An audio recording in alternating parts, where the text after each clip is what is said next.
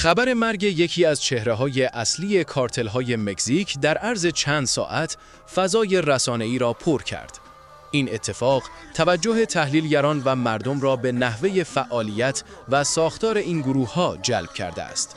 اما چه کسی بود و چرا مرگ او اهمیت دارد؟ این عضو کارتل یکی از مهره‌های کلیدی در شبکه‌های قاچاق مواد مخدر بود. فعالیت‌های او کمتر در رسانه‌ها دیده می‌شد، اما در درون سازمان نقش مهمی داشت. نام او کمتر در گزارش‌های عمومی ظاهر می‌شد، اما در بین همکارانش به عنوان فردی تأثیرگذار شناخته می‌شد. او فعالیت خود را از سطح پایین آغاز کرد، اما با گذشت زمان و کسب اعتماد افراد بالاتر تبدیل به یکی از رهبران میانی کارتل شد. نقش او شامل مدیریت حمل و نقل، هماهنگی با گروه‌های منطقه‌ای و تصمیم‌گیری در موارد حساس بود. مسیر پیشرفت او هرچند موفقیت‌آمیز، همواره با خطر و تهدید همراه بود. در روزهای اخیر خبر کشته شدن او منتشر شد. جزئیات دقیق هنوز تایید نشده است، اما منابع مختلف روایت‌های متفاوتی ارائه می‌کنند. برخی معتقدند این قتل بخشی از تصفیه حساب داخلی کارتل بود و برخی دیگر نقش گروه‌های رقیب را برجسته می‌کنند.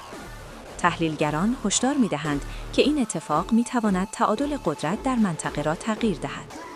پس از انتشار خبر، فضای امنیتی منطقه به شدت تحت تاثیر قرار گرفت. کارشناسان بر این باورند که کشته شدن او ممکن است باعث افزایش تنش بین کارتل‌ها و تغییر در شبکه‌های قاچاق شود. همچنین این اتفاق نگاه‌ها را به ساختار پیچیده و سلسله مراتبی کارتل‌ها معطوف کرده است که هر تغییر کوچکی در آن پیامدهای گسترده‌ای دارد. در عملیات امنیتی که به کشته شدن المنچو انجامید، نقش شریک عاطفی او هم غیر قابل چشم‌پوشی بود.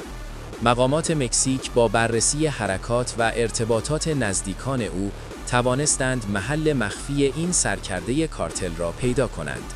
نکته مهم این است که شریک عاطفی المنچو به طور مستقیم او را لو نداد، بلکه نیروهای امنیتی از حضور و رفت و آمد او اطلاعات به دست آوردند. همین اطلاعات به نیروهای نظامی کمک کرد تا مخفیگاه المنچو را محاصره کنند و عملیات نهایی برای دستگیری یا حذف او انجام شود.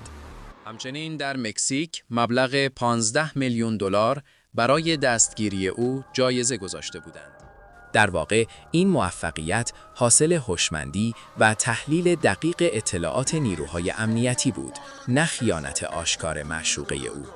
در عملیات امنیتی که به کشته شدن المنچو انجامید، نقش شریک عاطفی او هم غیر قابل چشم‌پوشی بود. مقامات مکزیک با بررسی حرکات و ارتباطات نزدیکان او توانستند محل مخفی این سرکرده کارتل را پیدا کنند.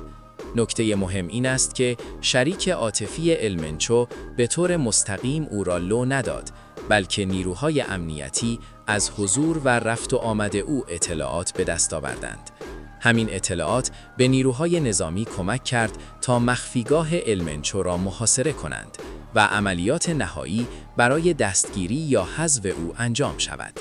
در واقع این موفقیت حاصل هوشمندی و تحلیل دقیق اطلاعات نیروهای امنیتی بود، نه خیانت آشکار معشوقه او.